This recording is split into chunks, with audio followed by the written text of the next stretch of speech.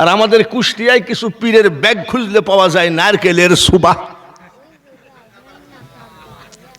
আর এত বড় লম্বা একটা কি যেন, তা আমি এবার বলি যে আব্বা আব্বা কিছু মনে করেন না, এটা কি? কয় যে বেয়াদব। কত বড় বেয়াদব? কয় যে কলকি শরীফ। কলকি শরীফ, মক্কার শরীফ, মদিনার শরীফ, আজমির শরীফ, বাগদাদ শরীফ, কোরআন শরীফ, হাদিস শরীফ। আব্বা কলকি আবার শরীফ হইল কবে? কলে আপনি মোল্লা মানুষ বুঝবেন না। আমি বুঝান। আমার পীর বাবা যখন মারা যাচ্ছিলেন, শীতানায় বসে কাঁদতেছিলাম। আমার চোখের পানি সহ্য না করতে পেরে বালিশের তল থেকে কলকিটা নিয়ে বলছে, বাপ কান্দিস নি, মাল দিয়ে গেলাম, ধরে রাখিস। পীরের দেওয়া জিনিস যার জন্য শরীফ লাগাইছে, এসব ভণ্ড। জোরে বলেন ঠিক কিনা? ওয়াজ কি আপনারা শুনবেন নাকি? খুশি আছেন তো? মুখের খুশি না অন্তরের খুশি? কথাটা এক নম্বর। এক নম্বর কথা যদি হয়, কথা এক নম্বর তো, সামনের দিকে এক হাত করে আগায় আসতে হবে, তাহলে মনে করব কথা এক নম্বর আছে। আর যদি না আগান, তাহলে মনে করব 3 নম্বর লোকের অভাব নাই। আজকে সব এক নম্বর, আলহামদুলিল্লাহ। এ সব আগায় আসতেছে। লা ইলাহা লা ইলাহা লা ইলাহা লা ইলাহা ইল্লাল্লাহু মুহাম্মাদুর রাসূলুল্লাহ সাল্লাল্লাহু আলাইহি সাল্লাম। জাতি আমরা শ্রেষ্ঠ, আলহামদুলিল্লাহ। কিতাব আমাদের, কলেমা আমাদের। এইবার আমাদের কিতাব যিনি এনেছেন, আমাদের নবী মুহাম্মাদুর রাসূলুল্লাহ সাল্লাল্লাহু আলাইহি সাল্লাম, শ্রেষ্ঠ না সবার থেকে নিচু? বলেন আলহামদুলিল্লাহ। হজ করেছেন কারা বলেন তো? সুবহানাল্লাহ। মদিনা শরীফ দেখলেই মনে হয় আমার নবী কেমন ছিল। আমি যেসব দেশে গেছি ওই সব দেশে আমার যাওয়ার দরকার ছিল না। চোখ বন্ধ করলে মৃত্যুর সময় মনে হয় মদিনা আর মক্কা দেখাই ভালো। সোনার মদিনা, সোনার মদিনাই। সুবহানাল্লাহ। লাখ লাখ লোক সব সময় 24 ঘন্টা সালাতু ওয়া সালামু আলাইকা ইয়া রাহমাতাল লিল আলামিন। তাহলে আমাদের নবী শ্রেষ্ঠ কিনা? মা আমিনা গোসলখানা থেকে বের হলেন, নবীজির দাদি ঢুকলেন। নবীজির দাদি ঢুকি গোসল করে আইসি নবীজির দাদা আব্দুল মুতালিবকে বলছে, শোনো এ কি? গোসলখানার ভিতরে দাঁড়ানোর জো নাই। কেন? বলে শুধু আতরের ঘ্রাণ। তাই নাকি? আমাদের ছেলে নাই, মারা গেছে, বিধবা। তো বিধবা মেয়ে মানুষের এত দামি আতর ব্যবহার করার দরকার কি? মানুষের খেয়াল পড়বে, কথা তো তাই। তুমি কেমনে বুঝলা? বলে গোসলখানায় মনে হয় আতর ঢাইল থইছে। তো আমি মেয়ে মানুষ বললে কেমন হয়? তুমি শ্বশুর, তুমি বলো। আচ্ছা ঠিক আছে। দাদা আব্দুল মুতালিব মা আমিনাকে ডাকলেন, বৌমা শোনো, তুমি তো বিধবা, এত দামি আতর ব্যবহার করলে তো মানুষের খেয়াল যাবে, আতর ব্যবহার করো না। কইছে, আব্বা আমি জীবনে কোনোদিন আতর ব্যবহার করি নাই। বৌমা তুমি কুরাইশ বংশের বৌমা, কেমনে আমার সামনে মিথ্যা কথা বলছো? বলে কেন? অত দূর দাঁড়ায় আছো, আমি এইখান থেকে আতরের ঘ্রাণ পাই, আর তুমি বলছো আমি আতর মাখি নাই।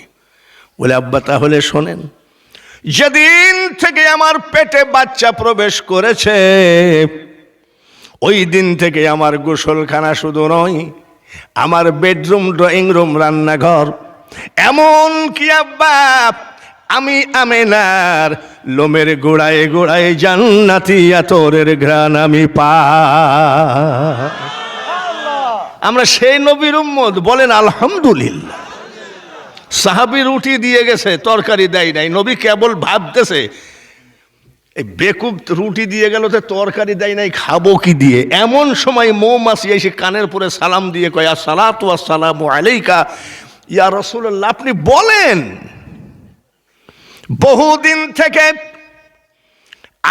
আমরা একটু মধু জন্মাইছি, আপনি হুকুম করলে মধুটা এনে দিই, পেট ভরে রুটি খান। আমরা সেই নবীর উম্মত গো, বলেন আলহামদুলিল্লাহ। আরেকবার বলেন আলহামদুলিল্লাহ। এক খ্রিস্টান বই লিখেছে, মাইকেল হার্ড, 100 মনীষীর জীবনী লিখেছে, খ্রিস্টান। কিন্তু খ্রিস্টান যখন লিখেছে দেখবেন বইটা কিনে, সর্বপ্রথমেই শ্রীকৃষ্ণ, গণেশ, ঠাকুর, গুরুনাথ, ভোলানাথ, তারকনাথের কথা নাই। সর্বপ্রথমে আমার নবীর নাম দিয়েই শুরু করেছেন। অন্য জাতিরাও মাথা নত করে আমার নবীকে মানে, এতে কোনো সন্দেহ নাই। হ্যাঁ, যদি কারোর চুলকানি উঠে, চুলকানিতে হয়তো বলে যে আমাদের গুরুদেবী বড়, সেটা বড় কথা নয়। কিন্তু আমার নবী না আসলে পৃথিবীতে কিছুই হতো না। আমরা সেই নবীর উম্মত, বলেন আলহামদুলিল্লাহ। আরেকবার বলেন আলহামদুলিল্লাহ। কিন্তু আমাদের এখন নামাজ পড়া লাগবে, নবীর আইনগুলো পালন করা লাগবে। মসজিদ চকচকা, ফজরের নামাজের আজান দিলে মুসল্লি নাই, মসজিদের পাশে বসে বিড়ি টানে। তুমি কিরে, মসজিদের পাশে বাড়ি আর বিড়ি টানছি, জালনা দিয়ে যে বিড়ির ধোঁয়া মসজিদে ঢুকতেছে। বেয়াদব কয় কি জানেন, আমার বাড়ির সামনে মসজিদ করল কেন? সামার না খালি আমি, তুই নামাজ পড়তে যাইস না কেন? বলে দেখো না হাঁটুর গিরা ফাটা। ফাটলো কেমনে? বলে সাইকেল থেকে পড়ে ফেটে গেছে। সাইকেল থেকে পড়ে গিরা ফাটছে, তো নামাজ পড়বে কেন? ঠিক আছে, এমপি সাহেব যদি বলে ফজরের নামাজের 2 ঘন্টা আগে ওই চলন বিলের কিনারে যে গিয়ে দাঁড়াবে, 50 কেজি ওজনের চাউলের একটা বস্তা ফিরিয়ে দেওয়া হবে, খোদার কসম ওই গিরি ফাটা সবার আগে গিয়ে দাঁড়াবে। কিন্তু চাউলের বস্তার জন্য গেলি, ফাদখুলি ফি ইবাদি ওয়াদখুলি জান্নাতি। এ দুনিয়া দেখতে সুন্দর রে মানুষ, শুধু মায়ার ঘর। আইসো একা যাইবা একা, কিসের অহংকার রে বলো, কিসের অহংকার। সভাপতি সাহেব ভণ্ড, বললাম আমি মারা গেলাম, এই বিচারটা উঠবে কিনা কবরে? উনি আমাকে বলল প্রধান বক্তা ভণ্ড। তাহলে এই বিচারটা ওনাকে কিয়ামতের মাঠে জিজ্ঞাসা করবে কি করবে না? যে চার দোকানে বসেই যেমন বিড়ি একটা হাতে করে মানুষের অনবরত গীবত করে বেড়ান, এই গুণা আপনার ভাগ লিবে কে? কবরের কথা কি একটু ভেবে দেখেছেন? কে গেল? বাংলা, বিহার, উড়িষ্যার অধিপতি আমি, কে বলেছিল? নবাব সিরাজউদ্দৌলার কবরের উপরে গরু পেশাব করে আর ঘাস খায়। নবাব সিরাজের গরু তাড়ানোর ক্ষমতা নাই। আজকে যে রাজাধিরাজ, আজকে যে রাজাধিরাজ, কাল সে ভিক্ষা চাই, কারো কোনোদিন সমান নাহি যায়। কে যে গদিতে বসবে আর কে যে গদি থুয়ে দৌড় মারবে, ক্ষমতার মালিক কে? উলিল্লাহুম্মা মালিকাল মুলক, তামাম পৃথিবীর মালিক আমি আল্লাহ, এই চেয়ারের মালিকও আল্লাহ। চেয়ারে বসার সময় বলতে হবে আলহামদুলিল্লাহ, ঠিক কিনা? মেম্বারের চেয়ারম্যান, মেম্বারের চেয়ার আলহামদুলিল্লাহ, চেয়ারম্যানের চেয়ার কি বলতে হবে? নদীর কুল ভাঙ্গে ও কুল গড়ে, এই তো নদীর খেলা, সকাল বেলার বাদশা তুমি, ফকির সন্ধ্যা বেলা। আসুন নিজেকে তৈরি করি, কিভাবে গীবত করব না। বৃদ্ধ মা বাপ ভাতের অভাবে কাঁদতেছে, আর শ্বশুর বাড়ি যাই বিরিয়ানির প্যাকেট দিয়ে আসো, এই নীতির পরিবর্তন করতে হবে। তার কারণ এখানে কি বলছে, লা তা'বুদু ইল্লা ইয়াহু ওয়া বিল ওয়ালিদাইনি ইহসানা। আল্লাহ বলছে আমার ছাড়া কারোর ইবাদত করব না, আমার পরে তোমার মা বাপের প্রতি ইহসান করো। অথচ মা বাপ না খাই রয়েছে, শ্বশুর বাড়ি ভাতের অভাব নেই। এই যে আমাদের সব এলোমেলো হয়ে গেছে, এলোমেলো হওয়ার কারণে আমরা কিন্তু শান্তিতে নাই। আল্লাহ কবুল করেন, সবাই বলি আমিন। এবার যে ওয়াজগুলো শুরু করব, আগের বক্তা, তার আগের বক্তা যেই উঠছে সেই বলতেছে নবীকে ভালোবাসতে হবে, নবীকে বেশি বেশি করে ভালোবাসলে আল্লাহ তাআলা খুশি হবে। এটা কোরআনেরই কথা, বক্তার কথা নয়। কিন্তু এই ওয়াজটা আমাদের বেলায় সাজে না। কাদের বেলায়? আমাদের বেলায়। আমরা গান গাই মহব্বত করতে পারলে আমাদের আর টাকা খরচ না হইলেই তো হয়। নামাজ নাই, রোজা নাই, হজ নাই, জাকাত নাই, কলেমা নাই, পেশাব ফিরে পানি লেওয়া নাই, সে দেখবেন বলবে আই মোহাম্মদ কামলিওয়ালা, আই রে আমার বুকে আয়। যে নামাজ না পড়ে তার তো মোহাম্মদ তো দূরের কথা, আল্লাহ তো নাই। আবার একদল ফকির আছে, নামাজ নাই, রোজা নাই, গায়ে গাঁজার গন্ধ, সে আবার কি বলবে জানেন?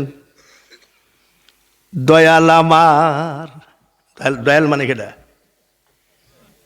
আল্লাহ। দয়াল আমার এই পথ দিয়া আসবে রে, আমি সদাই থাকি পন্থ পানে চায়া। মানে রাস্তার দিকে তাকায় আছে, দয়াল ওই রাস্তায় আসবে। ওরে বেকুবের বাচ্চা বেকুব, আল্লাহ কোনোদিন রাস্তা ভুল করে না। আল্লাহ রাস্তা হলো আসসালাতু মিরাজুল মুমিনিন। একমাত্র নামাজ হলো বান্দার সাথে সম্পর্কের রাস্তা, সেটা হলো আল্লাহ। নামাজ নেই, রোজা নেই, তাকায় আছে আল্লাহ আসবে। আল্লাহ এত পাগল, রাস্তা ভুল করার লোক নাকি আল্লাহ? এবার মানুষ বানাইছে আল্লাহ প্রেমের কারণে, প্রেমের ডোরি বান্ধ নবীজির সনে। আমি একটা কথা বলেছি, বলে এই ওয়াজটা আমাদের জন্য নয়। বলি এত বড় কথা কেমনে হুজুর বললো? তাহলে কাদের জন্যে? একটা একটা করে যদি বলি আপনি নিজেই বলবেন তাই তো, আমরা তো কিছুই না। উমাইয়ার কিনা গুলাম ছিল হযরত বেলাল, ঠিক কিনা? কিনা গুলাম হযরত বেলাল, কিনা গুলাম। উমাইয়ার ঘরে ঘুমায় আছে, স্বপ্নের ভিতরে দয়ার নবী এসে হযরত বেলালকে বায়াত করে ফেললেন, কলেমা পড়ে মুসলমান বানায় দিলেন। মনে রাখেন, স্বপ্নের ভিতরে যখন উমাইয়া কাফের তার ঘরের ভিতরে কলেমা পড়াইয়ে দিলেন, তখন কলবের ভিতরে তার কলেমা জারি হয়ে গেল, লা ইলাহা ইল্লাল্লাহ মুহাম্মাদুর। সবাই যাই উমাইয়াকে বলল, আপনি কি মুহাম্মদের বন্ধু না শত্রু? বলে পৃথিবীতে যদি আমার কেউ শত্রু থাকে সেটা হলো আব্দুল্লাহর ছেলে মুহাম্মদ। বলে আপনার কিনা গুলাম বেলাল যে তার জিকির করতেছে, তাই নাকি? বেলাল এদিকে এসো। আমার চিরশত্রু মুহাম্মদের কলেমা নাকি পড়ো? তো বলছে হ্যাঁ। সুবহানাল্লাহ। কোনো ভয় আছে নাকি? আশেকে রসুলের কোনো ভয় থাকে? আমাদের ভয় আছে। তার মানে আমরা অত আশেকে রসুল হতে পারিনি। এখানে যদি কেউ একটা বোমা ফেলে, ঝাড়ি মারব দৌড়, কিসের আশেকে রসুল? মসজিদে মুসল্লি দাঁড়াইছে, একটা বাঘের বাচ্চা ঢুকাই দিয়ে না, একবার ঝাড়িয়ে মসজিদে ফাঁকা হয়ে যাবে। তো তাই নাকি? বলে হ, তুমি যে জানো আমার খাও আমার পরোয়া, তুমি ওর গীত গাও, ছেড়ে দাও কলেমা। বলে আমার দ্বারাই কলেমা ছাড়া সম্ভব হবে না। সুবহানাল্লাহ। শেষ পর্যন্ত উমাইয়া চাকু ছুরি চালাইয়ে দিল, 7.5 ইঞ্চি পেটের ভিতরে ঢুকে গেল। সিলাই মিলাই না করে ঘরের ভিতরে ফেলাইয়ে থুয়ে হাতে পায়ে বাঁধে, ট্যাবলেট দিল না, ওষুধ দিল না, সিলাই করলো না। বলে 24 ঘন্টা টাইম দিলাম, মোহাম্মদকে ভুলে যাও। 24 ঘন্টা পরে বিলালকে বের করে আনা হলো, রক্ত পড়ে চেহারা ফেকাইশি হয়ে গেছে। বেলাল 24 ঘন্টা হয়ে গেল, তুমি কি ফাইনাল ডিসিশন কি নিলা? তো হযরত বেলাল মিট মিট করে হাসতেছে। উমাইয়া বলে, বেলাল যখন হাসতেছে আমি বুঝতে পেরেছি বিলাল আমার দলের লোক। আব্দুল্লাহর ছেলেকে ভুলে গেছে বেলাল। বলো বলো, হাসছো কেন? বলে, উমাইয়া আমার হাড্ডি যদি পিষে আটা বানায় দাও, আমাকে আগুনে পুড়ায়ে যদি ছাই করে দাও, আমি ওই মুহাম্মদকে ভুলতে পারবো না। তাই আমি সর্বক্ষণ কলবের ভিতরে গেঁথে নিয়েছি লা ইলাহা ইল্লাল্লাহু মুহাম্মাদুর রাসূলুল্লাহ। বলে, এই উঠ নিয়ে আসো। উঠ নিয়ে আসা হলো। বেলালের পার সাথে আর উটের পার সাথে বেঁধে গরম বালির ভিতরে টানো, কলেমা ছাড়ে কিনা দেখি। গরম বালির ভিতরে টানতে লাগলো। তারপরেও বেলাল আশেকে রসুল কয় লা ইলাহা ইল্লাল্লাহু মুহাম্মাদুর রাসূলুল্লাহ। টানতেছে গরম বালির ভিতরে আর আল্লাহকে ডাকতেছে। ভালোবাসা, ভালোবাসা এত সহজ কথা নয়। ভালোবাসা বড় কঠিন জিনিস। আমাকে এক লোক ভাই এটা তাবিজ দেন তো এখানে। বলে, একটা মেয়ে বসে আসতেছে না। বসে আসতেছে না কিরকম? বলে, আজকে 3 মাস এই জানলার পাশে যাই দাঁড়ায় থাকি, কমপক্ষে 5 কোটি মশাই কামড়াইছে আমাকে। তো কোনো রকম রাজি হইল না। আমি সর্বনাশ করেছে, 3 মাসে 5 কোটি মশাই কামড়াইছে তাকে। ভালোবাসা। আর এগুলো তো হলো দুনিয়ার ফালতু ভালোবাসা। আর আমার নবীর ভালোবাসা দেখেন। নবীজি চোখের পানি ফেলায় হযরত আবু বকরের বাড়ি হাজির। চোখের পানি। আবু বকর আসো। হযরত আবু বকর সিদ্দিক রাদিয়াল্লাহু তাআলা আনহু বলেন, লাব্বাইক ইয়া রাসূলুল্লাহ। কিছু বলবেন? আপনার চোখ ভরা পানি কেন? আবু বকর রে, ওরে আবু বকর, জীবনে বহু টাকা বহু দিকে খরচ করেছো, কিছু টাকা যে আমার দরকার। বলে, কত টাকা দরকার? উমাইয়ার কাছ থেকে বেলালকে কিনে আজাদ করে ফেলো। বেলালের সমস্ত দেহ গরম রড পুড়ায়ে পুড়ায়ে সমস্ত দেহ নষ্ট করে দিয়েছে। 1 বস্তা টাকা নিয়ে হযরত আবু বকর চলে গেলেন। এই উমাইয়া, বেলাল তো অচল হয়ে গেছে, ও তো জীবনে কোনো কাজকর্ম করতে পারবে না। এই নাও টাকা, বেলালকে দিয়ে দাও। 1 বস্তা টাকা নিয়ে বেলালকে দিয়ে দিল। এবার বেলাল তো উঠে বসার ক্ষমতা নাই, দাঁড়ানোর ক্ষমতা নাই। হযরত আবু বকর কান্দে করে নিয়ে যাচ্ছে। হযরত বেলাল বলে, আবু বকর গো, ছেড়ে দেন, আমি হাঁটতে পারি। বলে, না, তুমি হাঁটতে পারবা না, তোমার দেহে কিছু নাই। বলে, আপনি ছেড়ে দেন, আমি সুস্থ। সুবহানাল্লাহ বলেন। বলে, তুমি কেমন সুস্থ, তোমার গায়ে কিছু নাই? বলে, আবু বকর, আপনি যে কান্দে করে আমার নবীর বাড়ির দিকে নিয়ে যাচ্ছেন, আমার নবীর বাড়ির দিকে যত আগায় আমার নবীর গায়ের ঘ্রাণ আমি পাই, তাই আমি সুস্থ হয়ে গেছি।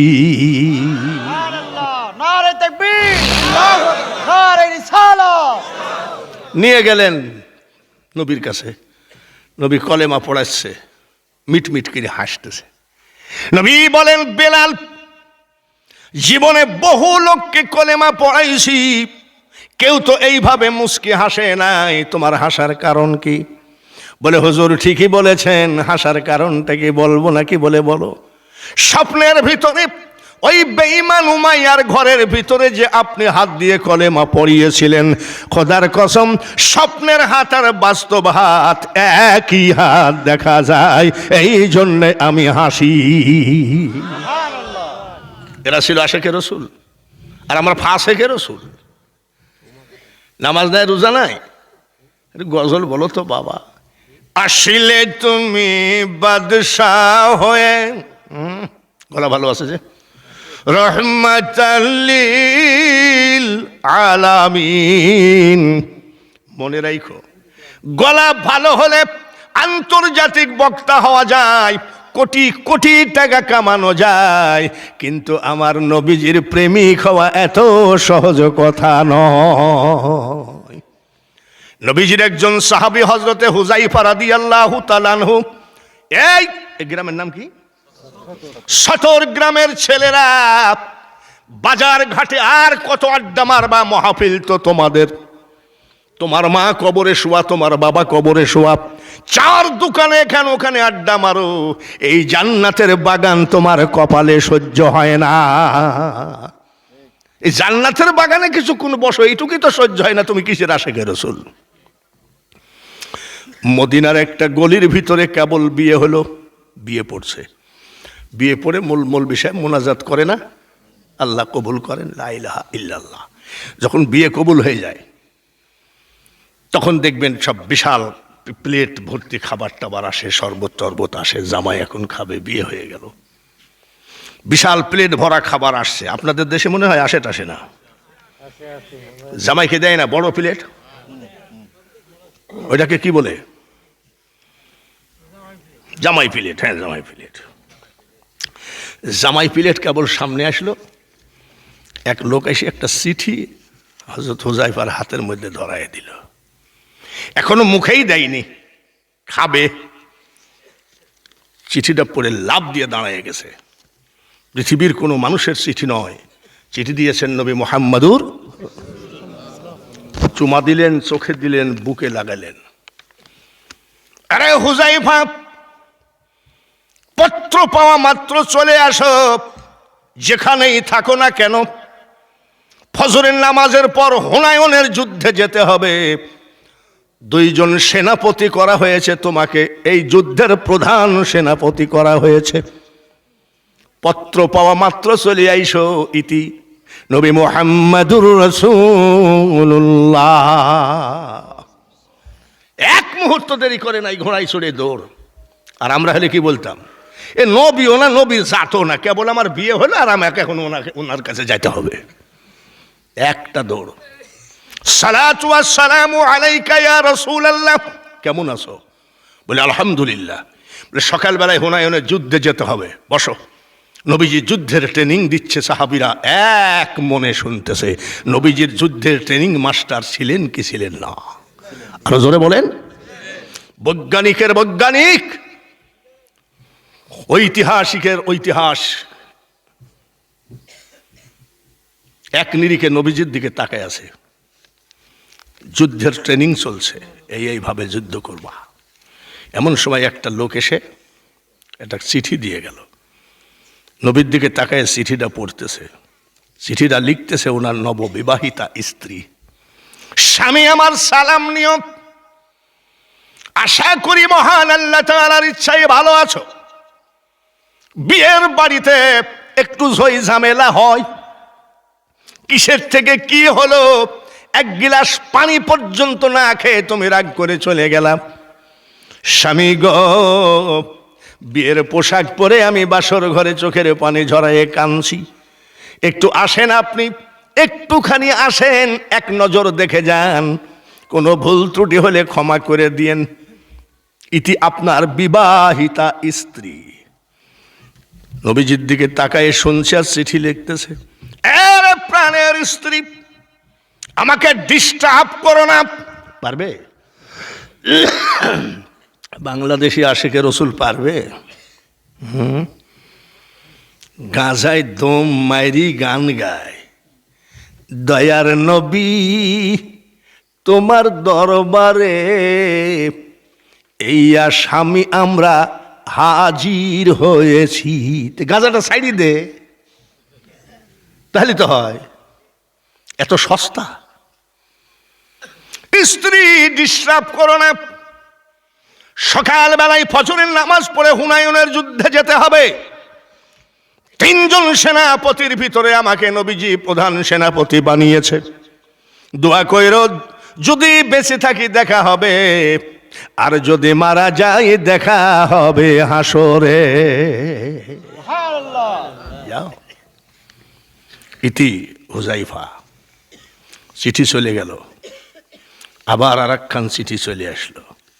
এই চিঠির ভিতরে লিখতেছে, স্বামী যুদ্ধে যেতে নিষেধ করছি না,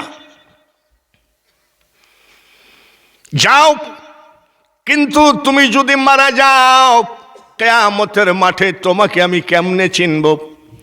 বিয়ে পড়া হয়ে গেল, চলে গেল, তোমাকে আমি দেখি নাই, আমি যে তোমার স্ত্রী তুমি বা কেমনে চিনবা?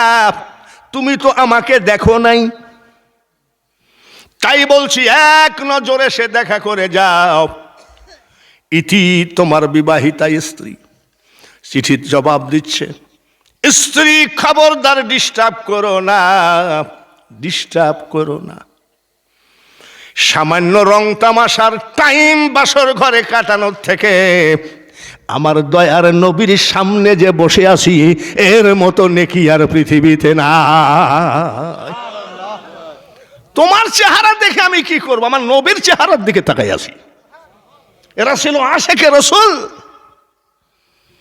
গেল চিঠি চলে।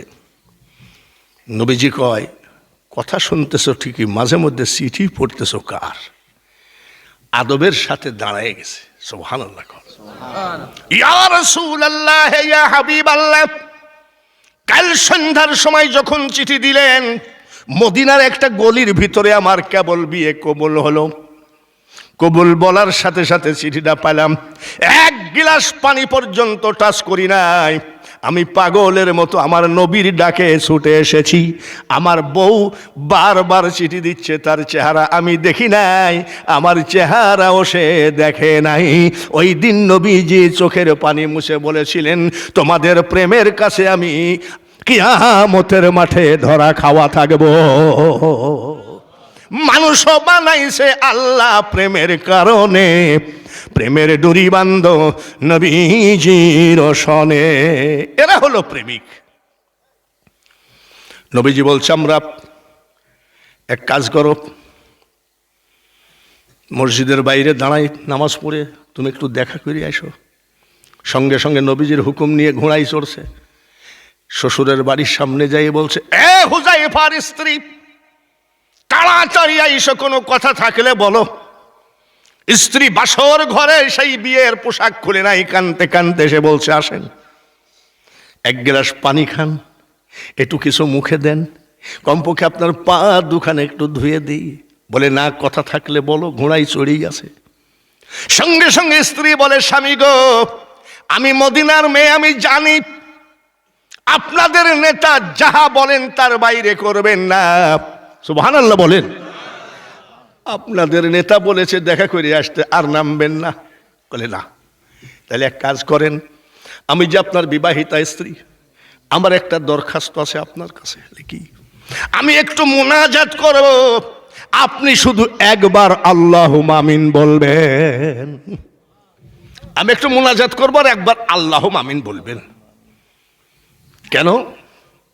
সাহাবীরা যখন যুদ্ধের পোশাক পরে ফেলে, যত বড়ই সমস্যা হোক না কেন, ওই সাহাবী, যুদ্ধের পোশাক পরা সাহাবী যদি একবার বলে আল্লাহুম্মা আমিন, যত কঠিন দোয়া হোক আল্লাহ কবুল করে নেয়।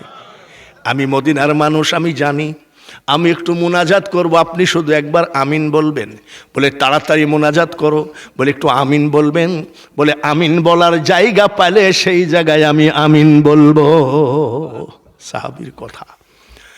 স্ত্রী কাঁদলে, মাবুদ, আমার স্বামীকে হুনায়নের যুদ্ধে পাঠালাম, তোমার কাছে আরজি, তুমি আমার বুক খালি করো না, তুমি আমাকে বিধবা বানাইও না, তুমি আমার ঘর খালি করো না। ওগো মাবুদ, আমার স্বামীকে তুমি যুদ্ধে বাঁচাইয়ে দিও। চোখের পানি ঝরায়ে কান্দে, একবারও হুযায়ফা আল্লাহুম্মা আমিন বলে নাই। চোখের পানি ফেলে বলছে, একবার আমিন বললেন না? না, হাসতেছে। না, কেন? একবার আমিন বললে আপনার ক্ষতি হতো কি? বলে স্ত্রী রে, চোখ যদি থাকে দেখ, আসমানের দরজা খুলে গেছে, জান্নাতের দরজা খুলে গেছে। জান্নাত আমাকে বারবার ডাক দেয়। সামান্য শান্তির জন্যে অনন্তকালের শান্তি আমি হারাইতে চাই না। ওয়ালা তাকুলু লিমান ইউকতালু ফি সাবিলিল্লাহি আমওয়াত বাল আহইয়াউ ওয়ালাকিন লা তাশউরুন। আল্লাহ তাআলা বলেন, আল্লাহর রাস্তায় যারা মারা গেছে তাদেরকে মৃত বলো না, তারা জীবিত। সুবহানাল্লাহ। কিন্তু তোমরা উপলব্ধি করতে পারো না। এটা হলো শহীদানদের আয়াত। এমন ভালোবাসা তারা করেছে আর আমরা ভালোবাসা। যারা হজ করেছেন নিশ্চয় মসজিদে কুবার নাম শুনছেন। এটা নবীজির জীবনের প্রথম তৈরি করা, নিজ হাতে তৈরি করা মসজিদ। এই মসজিদে কুবা নবীজির নিজ হাতে তৈরি করেছেন। জায়গাটা ছিল এক ইহুদির। নবীজি ইহুদির কাছে যাই বলছে, বাবা এই জায়গাটা একটা মসজিদ বানাবো, তো জায়গাটা তুমি আমার কাছে বিক্রি করো, আর না হয় কলেমা পড়ে মুসলমান হয়ে দান করো। তো বলছে, কলেমাও পড়বো না, মুসলমানও হব না, টাকার গরম দেখায়ও না, বিক্রিও করবো না। তো নবীজি কষ্ট পাই ফিরত আসলেন যে এমন একটা বাজে কথা বললো যে টাকার গরম দেখায়ও না। মুখটা বেজার করে বসে আছেন। এমন সময় হযরতে ওমর হাজির, হযরতে আবু বকর হাজির। হুজুর মুখটা বেজার কেন? বলে, ওমর আবু বকর, ওই ইহুদির কাছ থেকে আমি জমিটা কিনতে গেলাম, এমন একটা বাজে কথা বলেছে, টাকার গরম দেখায়ও না। হুজুর কষ্ট পাবেন না, আমরা দুইজন দেখছি। আবু বকর ওমর বলেন, ইয়া রাসূলুল্লাহ, ইয়া হাবিবাল্লাহ, আমরা সব সহ্য করতে পারি, আমার নবীর মুখ বেজার আমরা সইতে পারি না। দাঁড়ান দেখি কি করা যায়। হযরত ওমর আবু বকর যাই বলছে, এই তোর জমিটা কত দাম লিবা? বলে, আর বেটা দাম, টাকার গরম দেখায় না, যাও। হযরত আবু বকর ওমরও পারল না। বলে, হুজুর লোকটা একটু তেরা টাইপের আছে, হলো না। নবীজি বলছে, আমার নিয়াতটা পুরা হলো না, ওই জায়গায় মসজিদ বানাবো। আবু বকর ওমর চলে গেলেন। এবার উসমান গনি হাজির। এসে দেখে নবীজির চোখের গোড়ায় সাইকেলের বলের মতন পানি জমা। আসসালাতু ওয়াসসালামু আলাইকা ইয়া রাসূলুল্লাহ। নবী গো, ওগো নবী। চোখে পানি কেন? বলে, ভিতরে আমার অনেক কষ্ট। বলে, কি কষ্ট বলেন? ওই ইহুদির জমিটা কিনতে গেলাম, বিক্রি করবে না, বাজে কথা বলছে, টাকার গরম দেখাইয়েন না, মুসলমানও হবে না, দানও করবে না। হযরত উসমান গনি বলেন, ইয়া রাসূলুল্লাহ, ইয়া হাবিবাল্লাহ, নবী গো, একটুখানি আমাকে সুযোগ দেন, আমি দেখছি। বলে, একটু দেখো তো বাবা। বলে, হুজুর আপনি জানেন আমি ব্যবসা করি? বলে, হ্যাঁ। আমি 1 মাস 20 দিন 15 দিন মাল কিনতে মুকামে যাই, মুকাম থেকে ফিরে যখন বাড়ি আসি, দয়ার নবী গো, আমার জীবনে এই পর্যন্ত আপনার চেহারা না দেখা পর্যন্ত আমি বেটা বেটির চেহারা দেখি না। আন্দাজে সুবহানাল্লাহ বলেন, একটু বুঝি শুনি বলেন যে আমি 1 মাস 15 দিন 20 দিন দেশের বাইরে থাকি, মুকামে মাল কেনা বেচা করতে যাই। আমি বাড়ি আইসেই আগে বাড়িতে ঢুকি না, আগে দেখি আমার দয়ার নবীর চেহারা না দেখা পর্যন্ত আমি বাড়ি যাই না। আর আজকে আইসেই দেখি চোখে পানি। হ্যাঁ দেখি গেছে রাগের জ্বালাই। এই জমির দাম লিবি কত? ইহুদি বলতেছে, তোর জন্যই তো রাখছি, 3 জন কিনতে এসছিল, দিইনি, ওরা তেমন একটা দাম দিতে পারবে না। বলে, আমার মিল কারখানা, আমার স্থাবর অস্থাবর সয় সম্পত্তি তুই কি লিবি বল? টাকা পয়সা, গোডাউন, গুদাম ঘর, মিল কারখানা সব ইহুদিকে লিখে জমিটা নিয়ে নিছে। কিছু নাই উসমান গনির। ইয়া রাসূলুল্লাহ, চোখের পানি মুছেন, এই নেন। নেন। কি ব্যাপার? বলে, আমার কিছু বলতে কিছু নাই, সব দিয়ে দিয়েছি, স্থাবর অস্থাবর সয় সম্পত্তি, মিল কারখানা। তো সে জমির দাম তো এত না। বলে, ইয়া রাসূলুল্লাহ, ইয়া হাবিবাল্লাহ, আপনার চোখের পানি পড়তে দেখেছি নবী গো, ও গো নবী, আপনার চোখের পানি পড়তে দেখেছি, আমার সয় সম্পত্তি, গোডাউন, মালখানা, গুদামঘর সব নিয়েছে। তারপরেও যদি ওই ইহুদি বলতো তোমার দুইটা চোখ দিতে হবে, তারপরও চোখ দুটো দিয়ে হলো আমার নবীজির মুখে হাসি ফিরাতাম। ওরে বাপরে, কঠিন কথা। নবীজি খুশি না বেজার? হাতে করে মুনাজাত করতেছে, ওসমান গনি কয় আমিন। মাবুদ দেখো দেখো, ওসমান ধন দৌলতের মহাব্বত বুঝলো না, টাকা পয়সা ছেলে মেয়ের মহাব্বত বুঝলো না, মহাব্বত বুঝলো আমি মোহাম্মদের। ওই জায়গায় মসজিদ বানাবো, ওই মসজিদকে কত ভালোবাসে। উসমানের এই দানকে তুমি কবুল করে নাও। উসমান গনি কয় আমিন। উসমান গনি কয় আমিন। মাবুদ যা কিছু দান করে কিনে দিয়েছে, যা কিছু দান করেছে তার থেকে 1000 গুণ ধন দৌলত বাড়িয়ে দাও। উসমান গনি কয় আমিন। মাবুদ কিয়ামতের মাঠে আমার উসমানকে তুমি ভুইল না, আমিন। নবীজি মুনাজাত করে, উসমান গনির চোখে পানি, নবীজির চোখে পানি। পিছনে ওই ইহুদি এসে দাঁড়িয়ে আছে। কোন ইহুদি? জমিয়ালা। এর নাম প্রেম নাকি ভাই? যে উনার স্থাবর অস্থাবর সকল সয় সম্পত্তি নবীজির খুশির জন্য লিখে দিয়েছে, আবার বলছে চোখ দুটো চাইলে তাও দিয়ে দিতাম। আর এখন যদি আমি বলি সতর কবরস্থানের জন্য 1 লক্ষ টাকা কে দিবেন বলেন, গিয়ে বলবে এটা বক্তাও না, বক্তার জাতও না। যেই বলবো যে সতর গোরস্থানটা করা দরকার, তার কারণ আপনার বাড়ি রং সং করেছেন, গোরস্থানে আপনার একটা কবরের জায়গা নাই। আপনি কেমন বিবেকহীন মানুষ, ঠিক কিনা? আগে কবরের জায়গাটা সুন্দর করেন।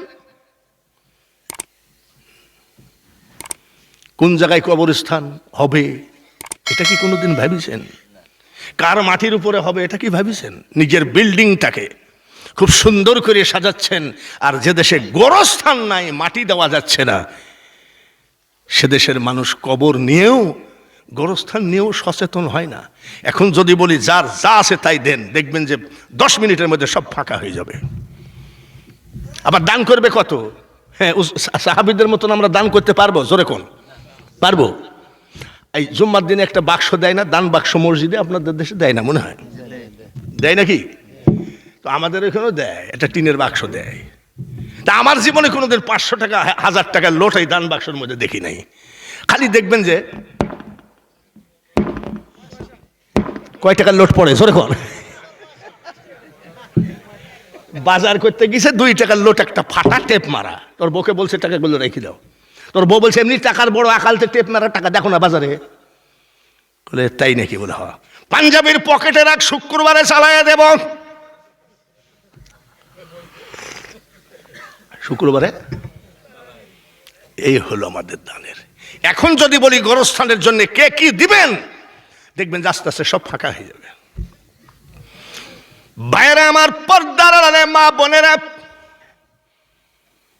যেদিন তোমার ডাক পড়িবে ওই কবর মাঝে শুইতে, আর জোগাড় কিছু করছো বন্ধু তার মাঝে বিষাইতে, এমন আজাব দিবে রে ভাই ওই কবরের ওই মাটিতে, আর গলা পেটে পড়বে রক্ত চিৎকারের ওই চোটেতে। কোন জমিনের মাটি আমার হবে গোরস্থান? কপালে যে কোন জায়গায় লেখা আছে মাটি, জোরে বলেন ঠিক কিনা? সাহাবী বসে আছে, ওই ওই কি বলে এটা, ইহুদি পিছনে দাঁড়ায় আছে। মোনাজাত শেষ করার পরে চোখ মুছতেছে। ইহুদি বলছে, উসমান শোনো, এই লোকটা কেডা? বলে উনি আমাদের নবী। তাই নাকি? ওনার কাছে কি? বলে ওনার হাতে হাত দিয়ে কলেমা পড়ে মুসলমান হয়েছি। কি পাইছো? উসমান বলে ওনার হাতে হাত দিয়ে কলেমা পড়ে মুসলমান হয়ে আল্লাহকে পেয়েছি। মারহাবা খন। কলেমা পেয়েছি, মারহাবা বলেন। বিশ্বনবী পেয়েছি, মারহাবা বলেন, আল্লাহর পবিত্র কোরআন পেয়েছি, পৃথিবীতে সভ্যতা শিখেছি। ভাই আমি একটা কথা বলবো, লিখি আপনার নবীর কাছে আমাকে একটা মুসলমান বানাইতে পারেন? আচ্ছা দাঁড়াও দেখছি। ইয়া রাসূলুল্লাহ, ইয়া হাবিবাল্লাহ, এই ইহুদি আর আমি একসাথে ব্যবসা করি, তো একসাথে ব্যবসা করলে হবে কি, ওই ইহুদি আমি মুসলমান, তো বন্ধু তো বটেই, ব্যবসায়ী বন্ধু, তো মুসলমান হতে চায়। তো নবীজি বলছে এসো বসো, বসো, কলেমা পড়াইয়ে দিলেন, সুবহানাল্লাহ কোন, মুসলমান বানাইয়ে দিলেন। তো ইহুদি এতবেলা তো ইহুদি ছিল, এবার কি হলো, বলছে হুজুর প্রশ্ন করব, করো। আমিও মুসলমান, উসমানও মুসলমান। বলে হ্যাঁ ঠিক আছে। আমারও যে আল্লাহ, উসমানেরও সেই আল্লাহ। ইয়েস। আমারও যেই কলেমা, উসমানেরও সেই কলেমা। হ্যাঁ ঠিক আছে। আমার যে নবী, উসমানেরও সেই নবী। বলে হ্যাঁ ঠিক আছে। আমার যেই কোরআন, উসমানেরও সেই কোরআন। বলে হ্যাঁ ঠিক আছে। কোরআন শরীফ একটা আয়াতের মধ্যে আল্লাহ বলেছেন ইন্নামাল মুমিনুনা ইখওয়া, মুমিনগণ পরস্পর ভাই ভাই। বলে হ্যাঁ আল্লাহই বলেছে মুমিনগণ পরস্পর কি ভাই ভাই। তাহলে কোরআনের আইন মোতাবেক উসমান গনি তো আমার ভাই হয়। বলে হ্যাঁ। বলে হুজুর গো, ভাই হয়ে ভাইয়ের কাছ থেকে এত টাকা দিয়ে আমি জমি বিক্রি করব না, আমার ভাই ওসমান গনির টাকাটা ফেরত দিলাম। নবীজি কয় তো মসজিদ তো বানাইনি, হয় না দেখছি, এত কিছু করার পরেও ঠিক আছে ওসমান লেও, ফেরত দিল। লাভ দিয়ে দাঁড়ায় বলতেছে ইয়া রাসূলুল্লাহ, ইয়া হাবিবাল্লাহ, নবী গো আমি মুসলমান হয়ে গেলাম, ওই জায়গাটা মসজিদের জন্য আমি দান করে দিলাম। আজকের ওয়াজ হবে মেয়েদের, অসুবিধা আছে নাকি? আজকে ওয়াজ হবে যুবকদের, অসুবিধা আছে? আমরা তো একসময় যুবক ছিলাম, আমার সেই সময় আমার কথা বলছেন, আমরা তো ছোটবেলার থেকে মাদ্রাসায়, ওই সময় যুবকের হাতের মধ্যে যদি বিড়ি থাকতো, হাজী সাহেব আসছে ফেলাই দাও, ইমাম সাহেব আসছে ফেলাই দাও, চেয়ারম্যান আসছে ফেলাই দাও, বিড়ি আবার পাত তলে ফেলাই দিত। আর এখনকার যুবক ইমাম সাহেবকে বলে ম্যাচ আছে নাকি, তাই না? আহা, 14 ফেব্রুয়ারি ভালোবাসা দিবস করো, তাই না? যুবকদের ওয়াজ করবো আজ, মা বোনেদের ওয়াজ করবো আজ, আরেকটা ওয়াজ করব খাঁটি পীর আর ভণ্ড পীর, বাংলার মাটি পীরেদের যাই নামাজ। ইব্রাহিম আদহাম বলকি রহমতুল্লাহ মহাস্থান গড়ে সেজদা দিয়েই পরশুরাম বাদশাকে মুসলমান বানিয়েছিল, শুধু সেজদা দিয়ে। দেখবেন মহাস্থান গড়ে যখন যাবেন, ওই মসজিদের ভিতরে একটা জায়নামাজ আছে, উনি বলেছিল ইব্রাহিম পরশুরাম কিচ্ছু লাগবে না, শুধু আমাকে জায়নামাজ দাও, শুধু সেজদা দেওয়ার জায়গাটা ভিক্ষা দাও। তখন মুসলমানের বড় পুঁজি হলো সুবহানা রব্বিয়াল আলা, যার জন্য খাঁটি পীর ভণ্ড পীর সম্পর্কে বলবো, যুবকদের ওয়াজ করব, মা বোনেদের ওয়াজ করব। এখন এই ফাঁকে আপনাদের কাছে, যার যার কাছে ঘড়ি আছে দেখেন, মাত্র 20 মিনিট, সতর গোরস্থানটা যে হতেই হবে এতে কোনো সন্দেহ নাই। আর যদি মনে করেন যে না ওয়াজ শেষ হয়ে গেছে, তাহলে ভুল করবেন, আমি সেই বক্তা নাও। আমি যা যা বলি, 3 জন লোক থাকলে, মাইকালা থাকলেও আমি সেই ওয়াদা পূরণ করি। দেখবেন আমাকে নিয়ে ওয়াজে কেউ ভয় পাবেন না, আসবে কি আসবে না, আসবে কি আসবে না, সেইটা না। একটা মানুষও বসে থাকবেন না ঘড়ি ধরে 20 মিনিট। আপনার মা শোয়া আছে, ওই গোরস্থানে আপনার বাবা শোয়া আছে, ওই জায়গায় আপনাকে শুতে হবে। কেন আপনি গোরস্থানে দান করবেন না? আমার মাথার পাগড়িটা বিছাইয়ে দিলাম আপনাদের গোরস্থানের জন্যে। এখানে কোনো